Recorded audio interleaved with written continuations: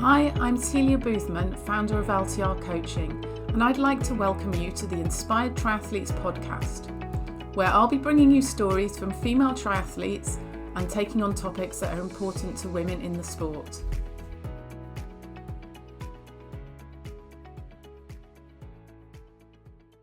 Hello and welcome to today's episode. I'm here with Dr. Meeta Singh, who I've been trying to get a sleep expert on for a while actually, so thank you so much for joining me today. And Meeta, you're a board certified physician and psychiatrist working in the applied science of sleep, and you use medical, psychiatric and behavioural diagnosis to help people with their sleep patterns and problems, I'm guessing.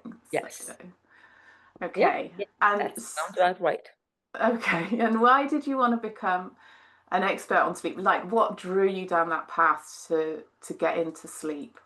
So I'm a psychiatrist by training. I did my training at Mayo Clinic. In the last year of my training, you have something called electives, and you pick and choose what you want to, try and do.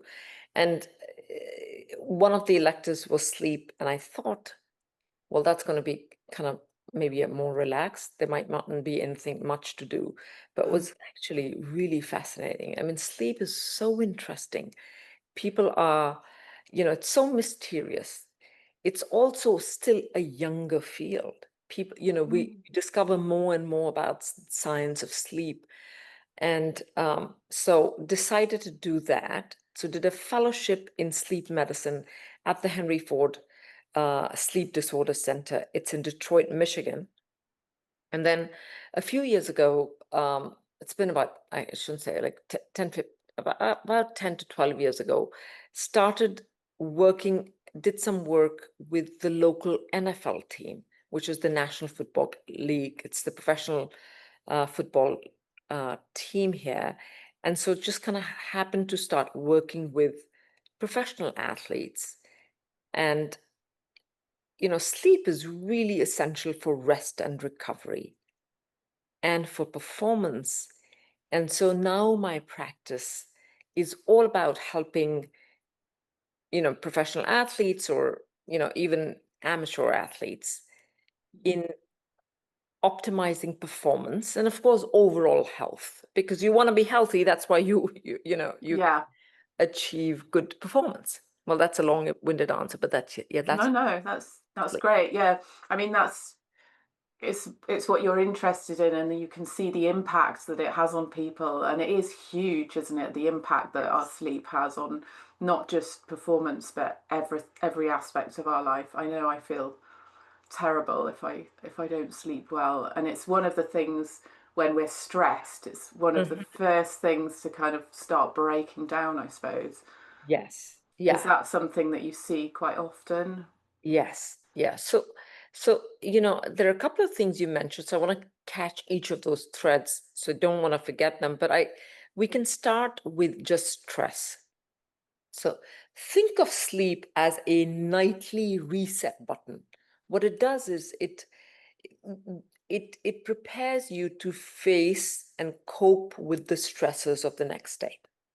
And if you're underslept, if you haven't slept well, you don't cope as well. And when you don't cope as well, that makes people more anxious. It makes people more like it stresses people out more. And then sleep further deteriorates. And so it's like a vicious cycle. And often the best way to intervene is to kind of help with with sleep.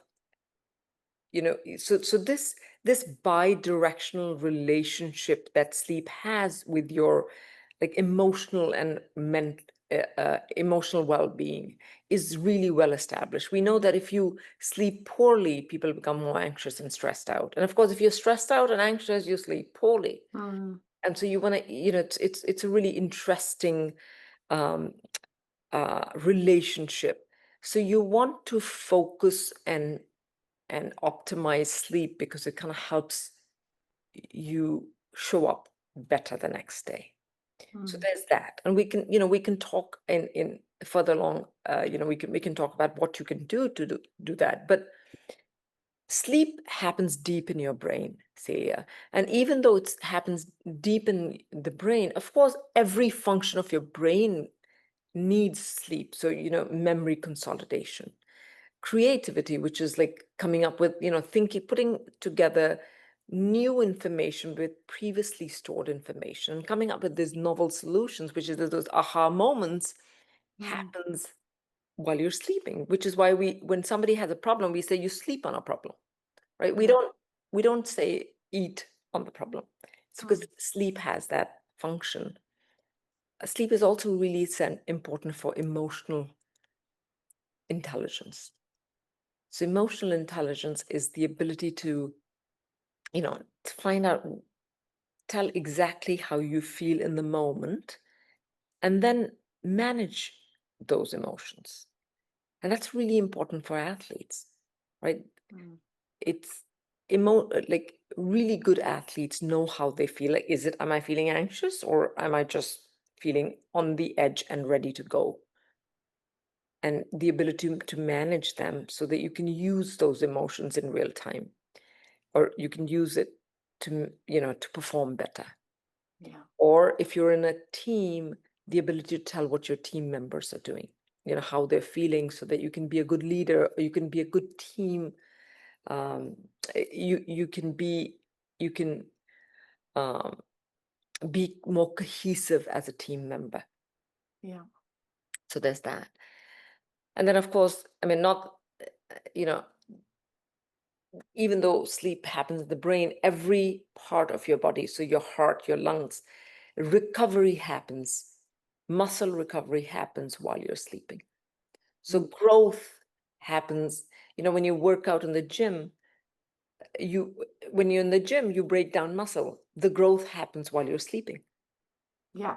And that's where muscle recovery happens. Well, anyway, that was a long-winded answer. So if you have any follow-up questions, Yeah, no, it's the mind body. It affects both aspects, doesn't it? yeah. It's the mind and body Mhm. connection that we need. It's almost like glue, isn't it? That brings Yes. that Yes. together, I guess, with sleep. And it reminds me what you're saying as well about mindfulness as well, and being able to be present and aware. So Yeah. sleeping, I guess, is kind of linked into meditation in some way as well, that when we're in that state of that brings mindfulness in as well. Would you say, this is a bit of a random question that I've just thought of, but would you say that meditation can help if you weren't sleeping very well? Would Yes. meditation be another way of restoring and activating those Yes. things? Yes. So good, uh, uh, yes, and there's actually been a lot of research on that, in which meditation, like especially when you do deep meditation, meditation is also restorative. But I want to tell you something you said reminded me, because we live really busy lives, and people often, what they do is that they live these busy lives, and then at night they're like, okay, they're like still sending emails, etc., and then they turn down their computer and they say, well, okay, now I should fall asleep, and they command themselves to fall asleep, which is the wrong way to try and get to sleep. Yeah. And so one thing, and that this is something perhaps for all your viewers, to have this really like intentional winding down schedule at the end of the day that kind of helps you sort of make sense of what happened during the day, and like kind of put a bow on it, right, Mm. is important. And I always tell people that when a plane is landing, it doesn't just flop to the ground. Mm. What it does is it kind of loses altitude and makes all these maneuvers and slows down before it comes to a stop. And that's exactly what we have to do while we're preparing ourselves to fall asleep. And this could be 30 minutes or 45 minutes. And I'll tell people that if you think your bedtime is about 11 p.m., or you want to go to sleep at about 10:30, 11, or midnight, set an alarm about 35 minutes before that. And the Mm. alarm is to tell you that it's now time to start winding down. Yeah.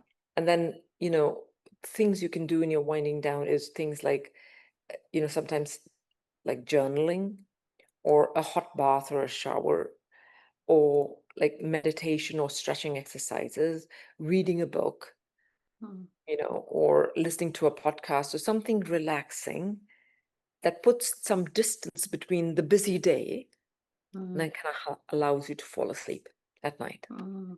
Yeah, and that's very personal, I guess, to each Yes. individual as to what they do, Yeah, because that's very, some of those things may wind people up again if they're yes. reading an exciting book or whatever. Then, Yeah. Yeah, that's a very good comment. That winding down is sort of it's trial and error. You have to figure out what works for you. So for somebody, doing a little bit of yoga or doing some stretching exercises might work, and for other people, it might invigorate them. Well, then mm, that's the wrong thing for you, right? And for some people, like, you have to pick the correct book. mm, A page turner is probably not what you want to do, but then, and that's it's really interesting because we can spend some time talking about electronics because people sometimes, are on their phones. mm, And, if you're on social media and you're like doom scrolling, well, it's a time suck, and, you walk away from it and like you've spent too much time on it. But for many young people, um, they're also using it as a way to relax. And mm, so they're putting in like some boundaries of how you use it. It can be useful. It's mm. a way to kind of help them relax too. Yeah, I think sometimes you see things that are very, I suppose the way we live now, we see everything's quick and online, and so people are Yes. giving quick tips, and it's like put your phone on, do this, do that, and so you see these things and you think, oh, that's the way to do it. But there's many, many ways, and like you say that Mm. even using your phone, I have a strict rule about my phone before I go and trying to Mhm. wind down because I'm going to try to minimize it anyway, Yes. really, because it's not great. I know the effect that it has on me, Mhm. but for other people, it might be, they listen Right. to music or a Yes. podcast or whatever, and it helps them to sleep. So, Yeah. yeah, we can't apply everything to everyone, can we? Well, so a good scientific study usually has a large number at the n. The subject n should be large, right? And it gives us broad principles, and broad principles are really good because they inform science. Mm, But individuals are individuals. So I'm different from you, and you're different from, we're all, and we have to, if you're doing something optimally, that optimally should be applying to you. It should be mm, applicable to you. And like for example, one of the things, y- you know, there's there's often there's often this thing that, you have to, the early bird catches the worm, or mm, like these broad strokes in which people say, well, the best time to exercise is this time, or the best time you go do something is a particular time based on the clock, but it really depends on your own on individuals. So all of us have a timekeeping system in us, and it's called the circadian clock. And mm, I know that your audience, has probably heard of it. So we have a clock in our brain, and it keeps time over a 24-hour period. And one of the things it decides is something called a chronotype, which is somebody's genetic preference to either be a night owl or a morning person. yeah, So I'm a morning person, yeah, right? But my partner Todd, he's a night owl, yeah, which means that for me, if I go to bed at 10:30 and wake up between 6 and 6:30, like that's optimal for me. But he is a night owl and prefers to go to bed at midnight or between midnight and 1 o'clock, and would prefer to wake up at between 7:30 and 8 in the morning. So mm, 9:30 and 10 o'clock at night, when I start winding down and go to sleep, he's still full of energy. If he tried to go to bed at that time, he'd just not fall asleep. He'd give himself a sleep problem. mm, And yeah, so it is important to know oneself a little bit and recognize what works for you versus what works for somebody else. Yeah, definitely. And I think that's especially true with athletes when Mm, they're trying to train and fit their training in as well. There's that yeah. thing about being a night owl or an early morning, Mm, and some people will want to train in the morning and some people want to train at night. You know, yes. if I train at night, I just get really hyped up and I can't fall asleep, whereas some people it helps them to fall asleep when they Yes. train later. So Mhm. that does have an impact on all of us.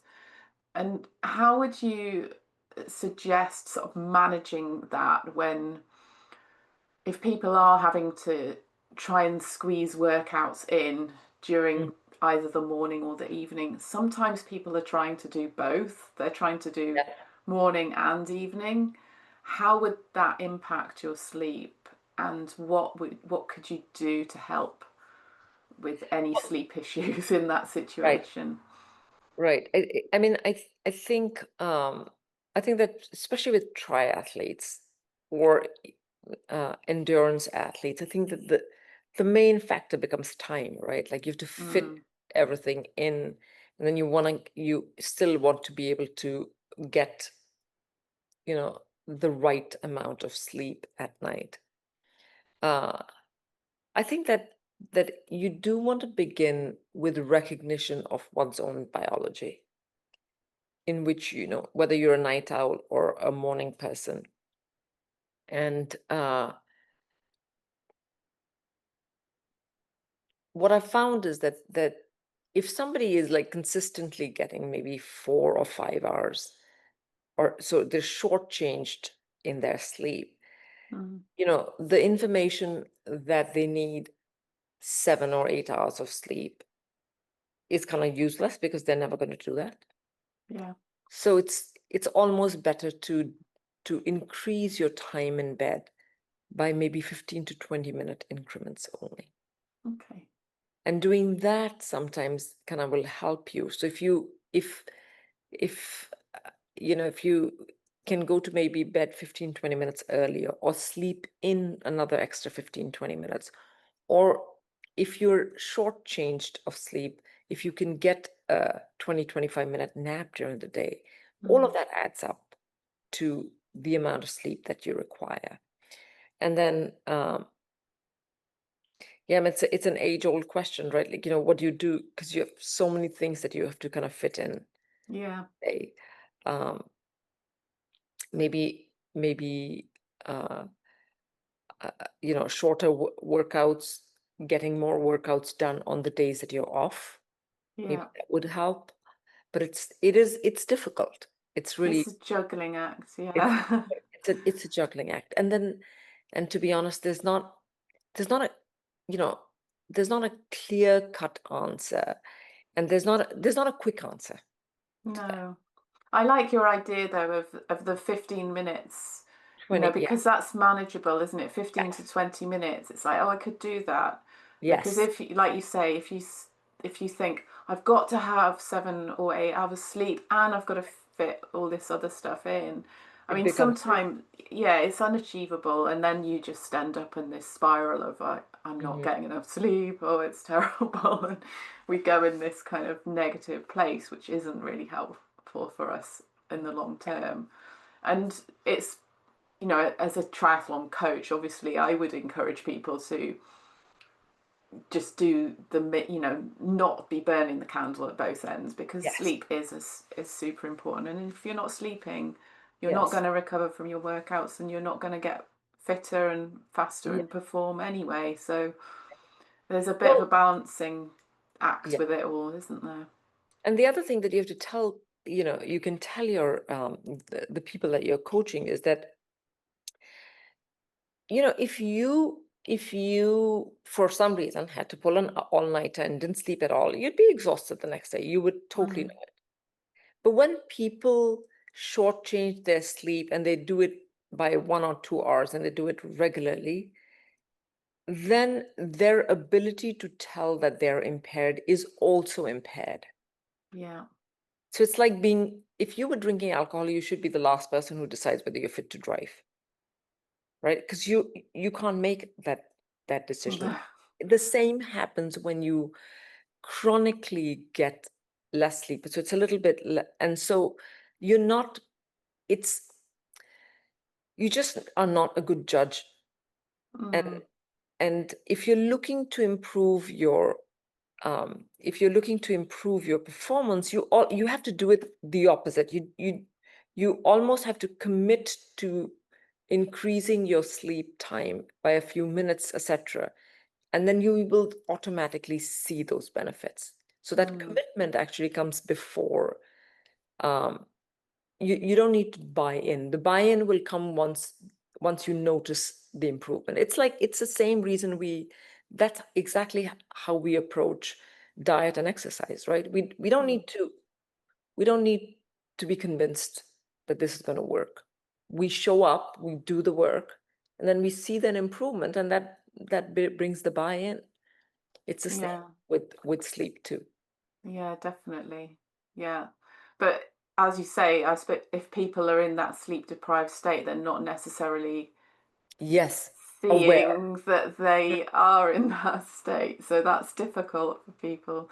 Have you worked with people that have been in that sleep deprived state and not realized? And Yes. Yeah, one of my favorite like pieces of research, which has been replicated in a lot of places, is they look at impairments in your performance. And so the performance is measured on computer tests, and they look at reaction time, and they look at lapses, like how and they compare the impairment you get from drinking alcohol to getting less sleep. okay, And typically, if people are getting 6 hours of sleep, that's equivalent to doing those performance tests after drinking 2 to 3 beers. right. And something, and showing people that data can be really, it can be really compelling, Mm, because you think you're fine, but you really are not. And this is, it's, when it comes to the impairment from drinking alcohol, there's so much, we've done such a good job in educating people that even if they were drinking alcohol and doing something, they would, like, people are aware of it. Like, they're like, well, yeah. I'm gonna drive impaired, or I'm not, but they people were getting less sleep as a badge of honor. They're like, oh, I Mm, can get by with less sleep. I'm different. I've been doing this for ages. And if you're thinking about peak performance, well, like, that can make a big difference, you yeah. know, getting more sleep. Yeah, definitely. So do you think that's changing now, that kind of culture of, oh, I don't sleep and Yes. yeah. Yes. I think there is a little bit of, there is a there is change that's happening. People are more aware of it. And especially in the performance world, right? So top performance are aware of it. But I think that the people who have difficulty doing the juggling the most are people who are non-professional athletes, Mm, because they have an actual job, yeah. and they're full-time mothers or fathers, or spouses, and then they're doing, and they're, in addition to that, are triathletes. So they're Mm, wearing all these hats, so they really have to juggle more. yeah. And there is still only 24 hours during the day. Yeah. So, it's not as if you were um a hockey player, or if you were in Major League Baseball, well, your job is, Yeah. It's your yeah. that's the only thing that Your you're. priority, isn't it? Yes. Yeah. So it's just easier. You've been paid tons of money, and you focus on performance, and like everything else, kind of you focus on just that. So it's easy for you to prioritize the sleep. Mm, It's difficult when people um, are trying to do all these things, and in addition to that, also they want recovery, and mm, uh, they want to be performers. But the reassuring data shows now that being physically active is good for you. It Mm, itself, it carries, it gives, it's got health benefits. So mm, that's the good news there. And that's why I was yeah. saying that rather than, yes, of course, we know that you need 7 to 9 hours of sleep. Like that's what you need ideally. But it's good to know that trying to do 15, 20 minutes here or there Mm. and committing to that is it's a step in the right direction. Yeah, definitely. And so you've talked about naps and how that can be a way of Yes. getting that extra sleep. And you talked about the time frame. Is there a reason that we go for like 15-20 minute naps, or is there a specific Yes. length that you can use that helps? So think about naps, and when you think about naps, think of three things. Think about like the duration, how long the nap should be, and then think of when you should be napping. Now, the circadian rhythm, like so you have a circadian rhythm, and your rhythm decides whether you're morning or evening person, but all of us usually have like a slight dip in the alertness in the mid-afternoon, right? It's after your lunch, you kind of feel a little tired, which is a great time for a nap. In fact, like, just a few miles, a few hundreds of miles from where you are, like in many countries, there's siesta time. Yeah. It utilizes that time in the mid-afternoon where you can take like a slight break. So that's a good time for a nap. But then the other thing is, how long should you nap? And I tell people like a 15 to 25-minute nap, you still wake up from light stages of sleep. And it's really beneficial. So there's something called the NASA nap protocol, which is what astronauts in space do. It's about 24 minutes. And you Okay. set your timer for about 24 to 25 minutes, and then you try to take a nap. And I tell people that the way to take that nap is to concentrate on your breathing. You can close your eyes, like you can be sitting up or laying down. And there's this, have you heard about the 4-7-8 breathing Of technique? breathing. Yes. I've So, not heard of that one, but I do, breathing techniques. Yeah. right. So the 4-7-8 is that you can't, when you breathe in, you mentally count to 4, and Yeah. then you hold your breath for 7, and then Okay. it's all mentally, and then you breathe out mentally counting up to 8, and you do this. And what happens is that when you're concentrating on that breathing, you stop thinking about other things, and Mm, you allow sleep to happen. So if you did that and you did it for 25 to 30 minutes, and then you woke up, that'd be a good nap. mm, So if you napped for about 35 minutes, you'd get a little bit deeper stage of sleep. But then of course, and again, unless you're in the NBA or the NHL, they take those granddaddy naps in which you sleep for a full sleep cycle, 90 to 120 minutes. You don't need to do that because that would mm. people don't have time for that. So No. yeah. Yeah. So I would say 20 to 25 minutes mid-afternoon is a good time to take a nap. Mm, okay. So I have some people are quite resistant. Mm. Like my mum, for example, she will never take a nap. And is there anything that you would Well, say to so people if they're like, I can't sleep in the day? It's my mum's fear, I think, is that she won't sleep at night yes. if she So sleeps in the day. for some people who have problems initiating and maintaining sleep at night, taking a nap during the day is not a good idea. Mm, And that's okay. completely different from what we've been talking about, right? Right, yeah. So there's being so busy that you don't have enough time to sleep at night, which is, you know, s- what most of the people that you perhaps work with, Mm, that's what happens to them because they're just busy. But then there's a group of people who, even they have the time to fall asleep, but then mm, stay asleep, but they can't fall asleep. Let me give you an example that makes it easy. So mm, if I had a flight and didn't get to bed till about midnight at night, and then had to wake up at 5 in the morning because I had to be at work, I'd get only 5 hours of sleep. That's sleep restriction or not getting enough time in bed, yeah. right? Which is what a lot of people have. But Yeah. if I got into bed at 10 and then was stressed out, I was like stressed out about coming on your episode Mm. and just couldn't fall asleep or fell asleep and then woke up in the middle of the night and couldn't go back to sleep and finally got out of bed at 6 but got only 5 hours of sleep. That's insomnia, which is totally different. Well, if you Mm. have insomnia, then taking a nap is a bad thing because you already having Okay. difficulty sleeping at night. So I'd understand that. Right. Okay. That's interesting because, I do work with menopausal athletes who Yes, do get insomnia and issues with their sleep.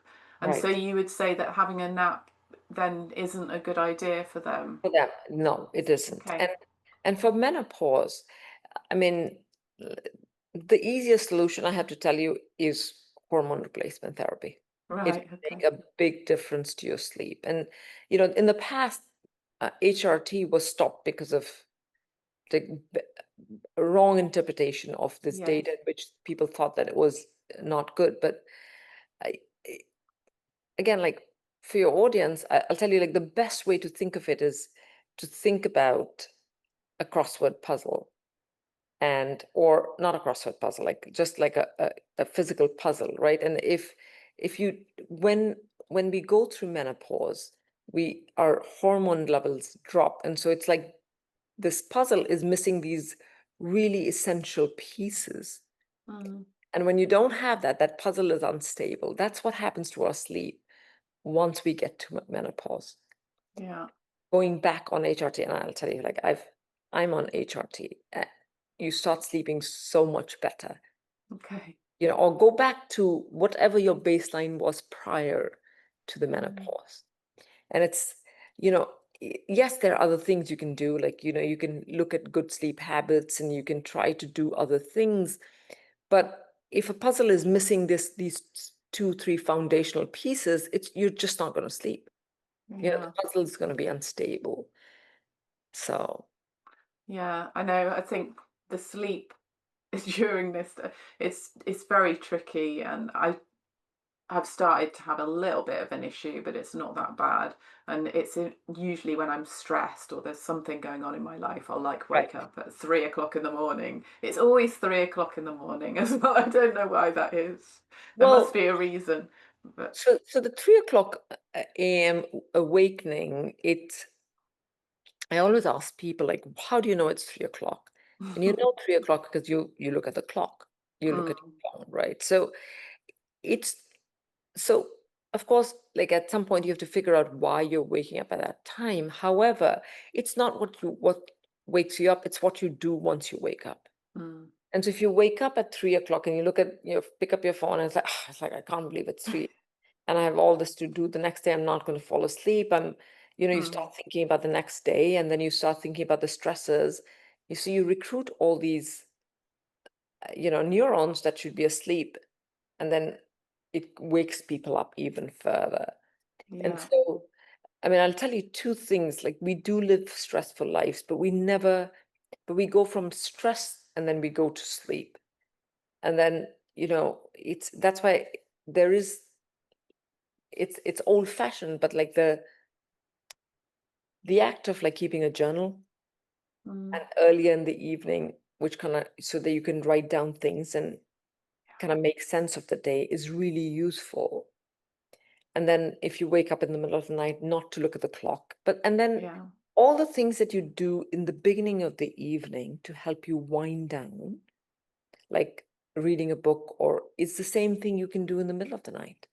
yeah, Right? You could like listen to something or read and kind of help you fall asleep rather than get onto that cycle of stressing out too much and, overthinking it. yeah, definitely. I think this week it happened to me because I've had a bit of a family crisis and I Yeah. woke up. But it's a one-off. I know it's because of stress, and the next night I slept really well, so it was Right. fine.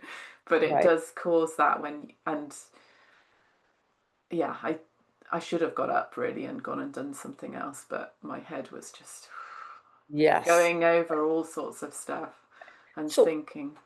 so let me ask you, what are the questions your audience or the people that you coach, what are the most common questions they ask you about sleep? And perhaps we can Um, them. I'm just thinking there's Well, it's mainly to do with fitting it in, Yes. managing to get enough sleep, getting to bed when they're training late in the evening, Yes. and what to do when they are not sleeping so well. And a lot of my athletes are really good at managing it. They know what to do. They know when they're getting poor sleep, and they do something about it. Mhm. So it's pretty good. Some people wear, like, that was the other thing I was going to ask you, is about wearables, because sometimes, you mentioned like not looking at the clock, and I try not to do that actually, but the other day I did, because someone had said to me, I bet you'll wake up at 3 o'clock in the morning thinking about all this stuff. So I looked and I was like, oh yeah, they were right. But some people wear the wearables to kind of track their sleep, and I'm Right. not convinced how accurate and how useful they are. So I'd like your take on it, and to see Well, what you so think. so the thing is, I think that like wearables are just here to, it's like a gateway drug. Everybody is wearing them, and that's Mm, fine.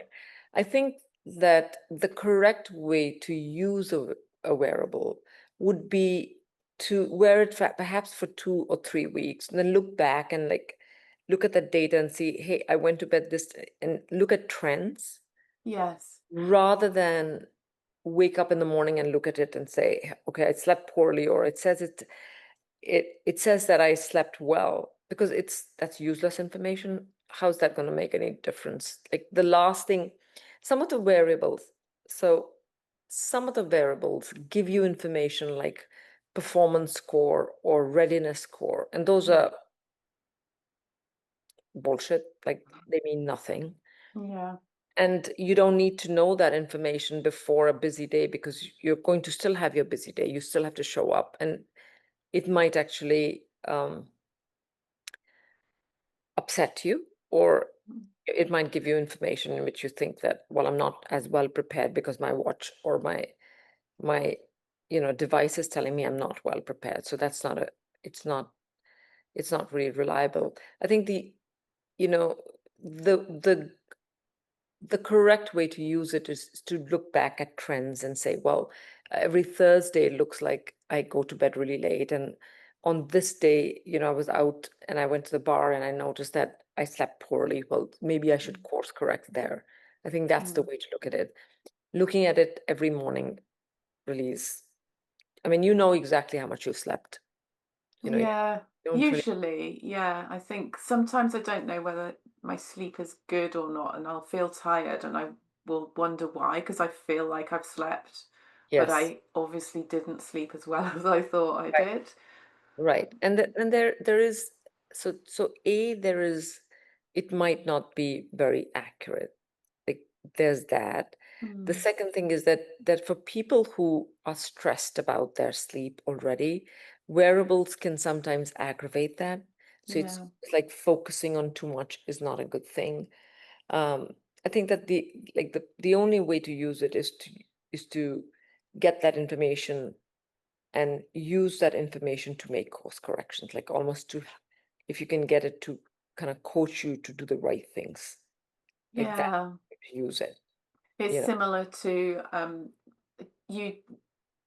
I track like my heart rate. I measure my heart rate variability in the morning, Yes, but I yes, don't use it as like a right. This means I shouldn't do this, that, and the other. yes, I just look at it and I go, okay, that's interesting. yes, right, Uh, that I wonder why that happened, and it's being curious about it rather than being like getting the thing to tell you what to do. Because agreed, agreed. how Yeah, do we giving a lot of kudos to some electronic device that's been mm, programmed that isn't necessarily looking at all the nuance that is going on in yes, our lives. yeah. It's like a weight scale. The invention of a weight Mm, scale did not cure obesity, but it gives you mm, information maybe, and you can say, well, okay, I can make this change. You know, yeah, it's just a tool. And yeah, it's a tool that one shouldn't obsess about. yeah, definitely. Well, that's really helpful. Awesome. Um, so is there anything kind of new about sleep that you're you really know excited about, or that you've learned recently that you want to I, share with anyone? there's a lot of work that shows that when it comes to like things like injury prevention, it comes to like mental health, regularity is almost is really important. And by Mm. that is what I mean is to try to keep, you know, within an hour or so of each other, go to bed at the same time and kind of wake up at the same time on work days and weekends. So Mm. that's one thing to think about. So when oftentimes people during the weekday or the work week will get less sleep, and then on the weekend they kind of try and play catch up, and Yeah.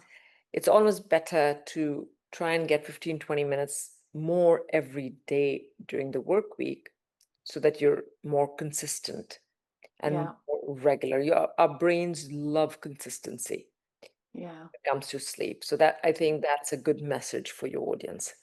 Yeah, definitely. I actually just a point on that. I did read one at one point that it said rather than thinking about going to bed time, it's quite useful to think about your getting up time rather than Yes, that, and then that sort of influences the going to bed time. I yes, don't know if yes. that's Yeah, that's really and that's so the way to think about it is that if you think that every morning I have to be up, like I need to be up by 6:30. Like what time do you have to Mm. be up every morning?